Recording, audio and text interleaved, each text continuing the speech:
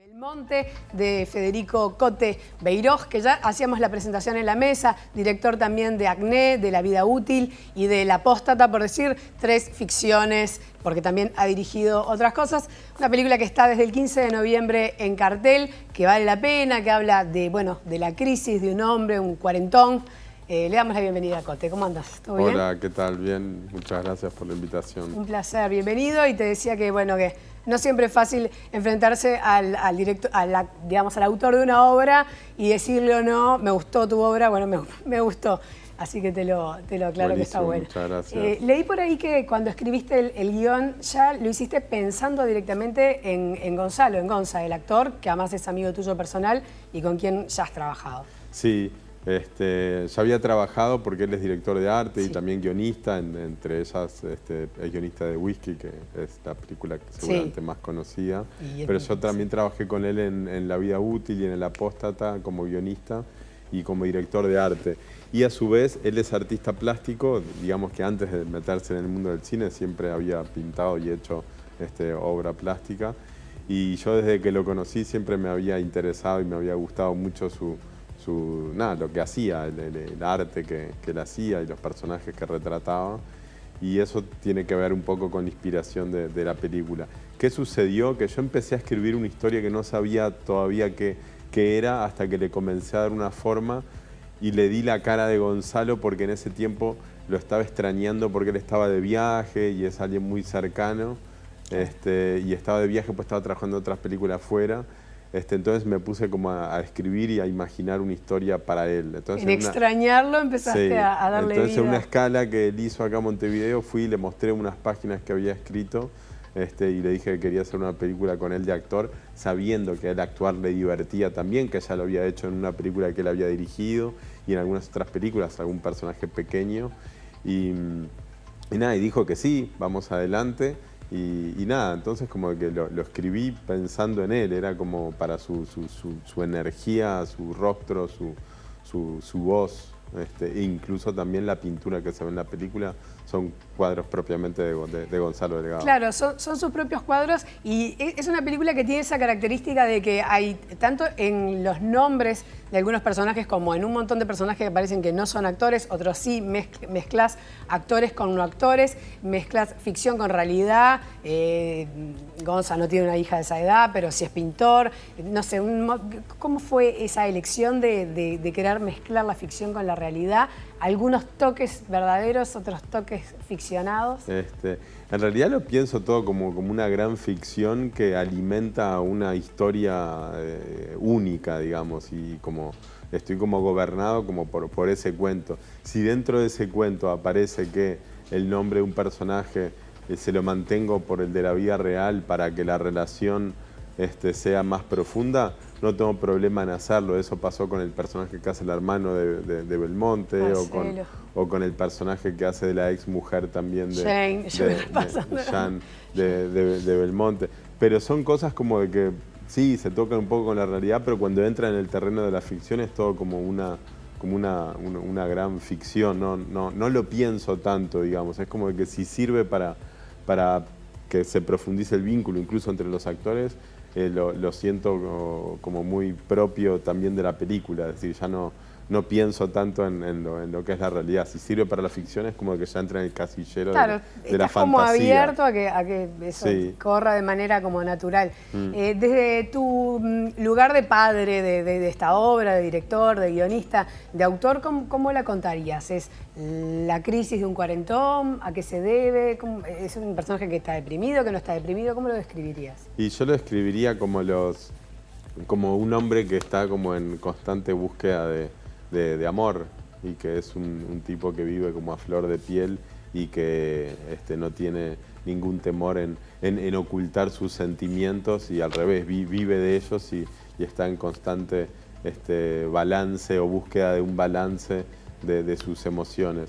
Así todo también lo cuento como la historia en donde también una de las inspiraciones para mí era como contar cómo convive la vida doméstica y de padre y digamos como la logística diaria de un artista, como de alguien que se dedica a una profesión, en este caso que es pintor, y cómo esas dos como facetas de una misma cabeza o de una misma persona se mezclan, que es una sola naturalmente, y cómo se afectan, digamos, que el estado de ánimo que se precisa para la vida real, que a veces no es lo más apropiado como para el trabajo o viceversa, nada, un poco como la mezcla de la cabeza de alguien que transita un mundo interior muy importante y a su vez tiene que ir al supermercado y hablar con gente. Y peinar la hija y qué sé yo, cosas cotidianas.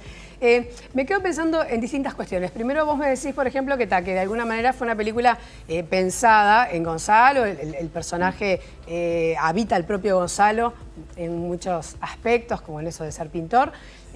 Pero también en tus películas hay muchos como toques personales. Uno lo puede reconocer en Acné, en La vida útil también, eso que decía el otro Gonzalo Delgado, del fan de Cinemateca, que un poco también he leído que vos eras obviamente muy cinéfilo, por eso terminaste dedicándote al cine. ¿Cuánto hay en tus películas y en esta en particular de cuestiones autorreferenciales? Vos también tenés un poco más de 40, tenés hijos, estas son cuestiones que también están en la película. Sí, todo, es decir, sin quererlo, sin querer hacer como ni una biografía de mí, ni algo como personal. Las historias que escribo siempre están teñidas por cosas que siento o que conozco o que yo mismo me pregunto o que me inquietan a mí, digamos. El tema de la película, a mí me parece que es una película que formula preguntas que yo también me hago hasta el día de hoy. Fantasías y temores que uno tiene, que no necesariamente los está viviendo, pero eventualmente podría, ¿no? Sí, exactamente. Y nada, sí, yo me había reflejado tanto en el personaje de Gonzalo como en otros personajes también, pero sin duda decir que estoy ahí, no por detrás, sino que estoy ahí en la película, me veo muy reflejado en esta y como vos decías, en las otras también, en El Apóstata, en La vida útil y en Acné.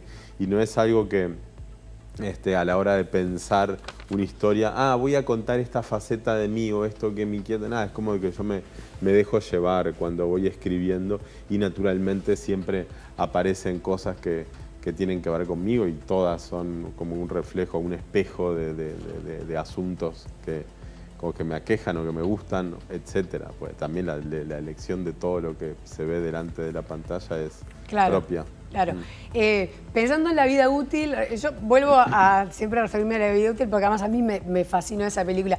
La vida útil es una película archi-uruguaya, El Apóstata no, en realidad podría ser como más internacional, por decirlo de alguna manera, y de hecho se rodó en España, no sé si completamente, pero por lo menos Madrid, sí. Ahí va, en Madrid. Y esta película vuelve a ser una película súper uruguaya, por los personajes, por la música, por los escenarios, por la manera de vivir, incluso algunas cuestiones que tienen que ver con el bondi que se toma, con la escuela pública.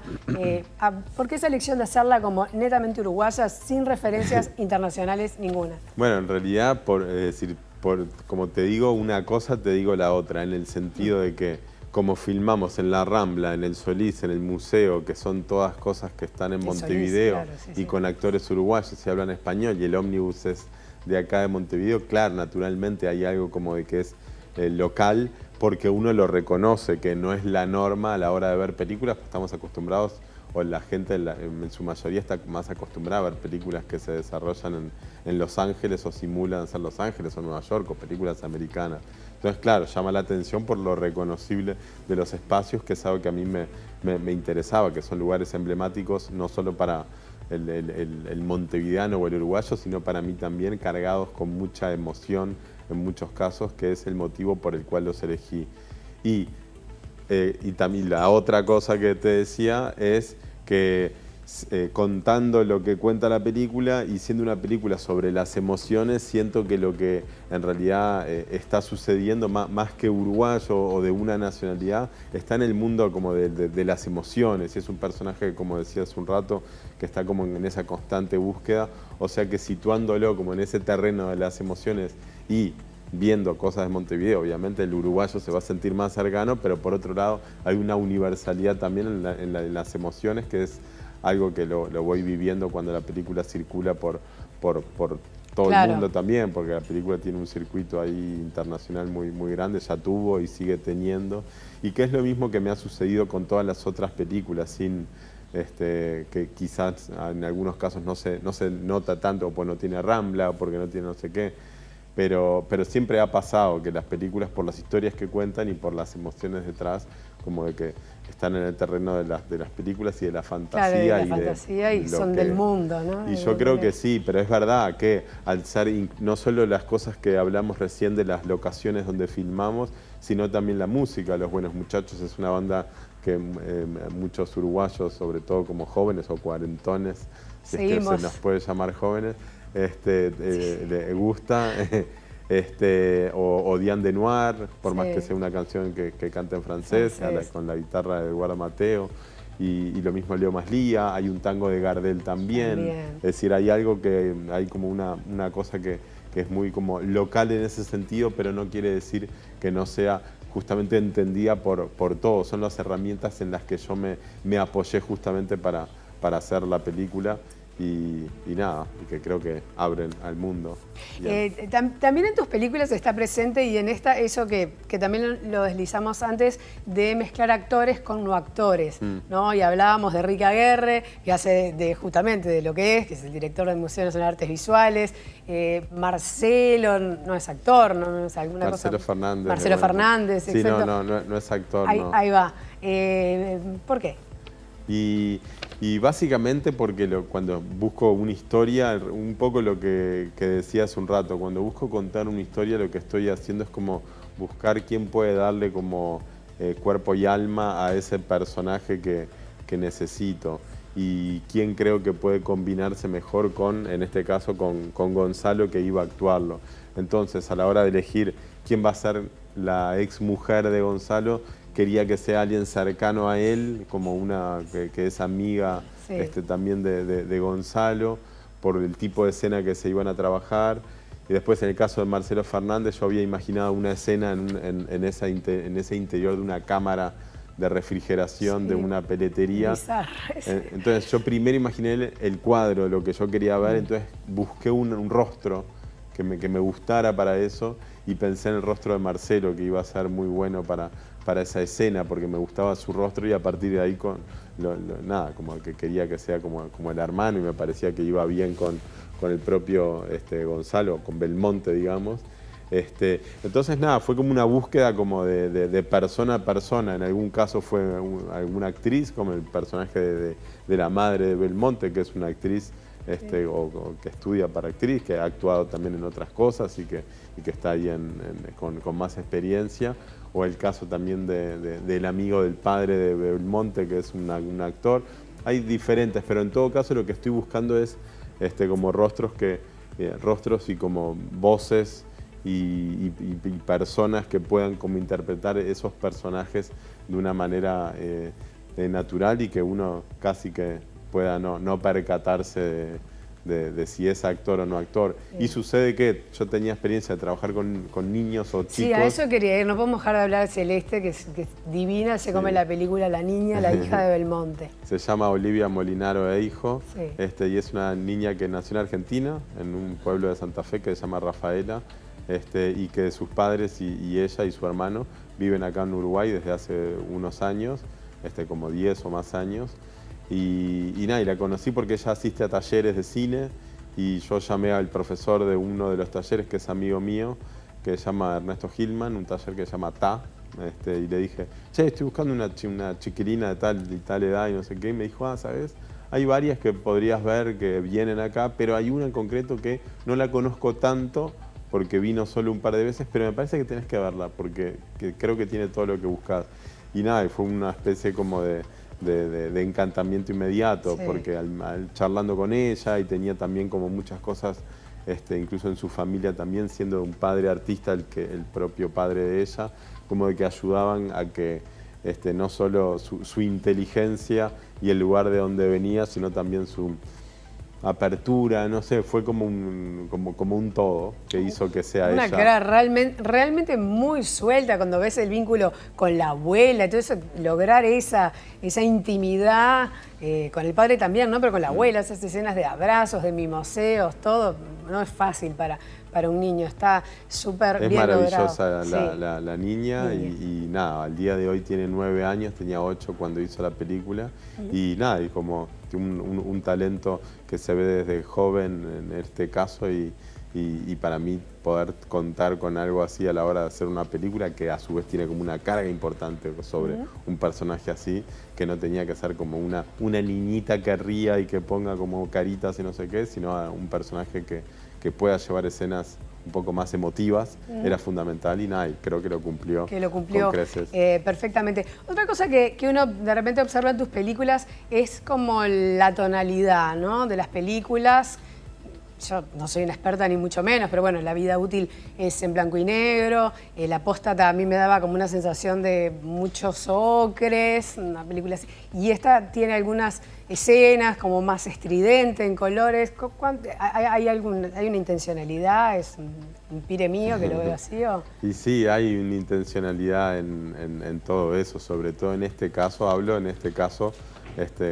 en todas las películas las hay, obviamente, es un asunto importante para mí, la imagen es fundamental, y buscar, profundizar y contar cosas con la imagen para mí es algo clave. Y en este caso, de ser la película de un pintor también y repitiendo un poco lo anterior, que se trabaja como sobre sus emociones, pensé que enfatizando el color, como subiendo las clavijas, hay un poquito como de los colores, como exagerándolos, incluso fantaseando en algún momento la parte de la isla de flores, como las nubes, como un poco como creando un mundo un poco más fantasioso. Y el violeta de la cámara de los zorros, Sí. Entonces como que sí, quería como potenciar eso, como una especie como de irrealidad, como casi como si fuese como un lienzo a trabajar. Hablaría horas más contigo, pero bueno, se nos fue el tiempo, te quiero agradecer. La película, recordamos que está en varias salas y en el interior, ¿verdad? Exactamente. Así que no se la pierdan, vale la pena. Belmonte, de Federico Beiroj. Muchas gracias por la invitación.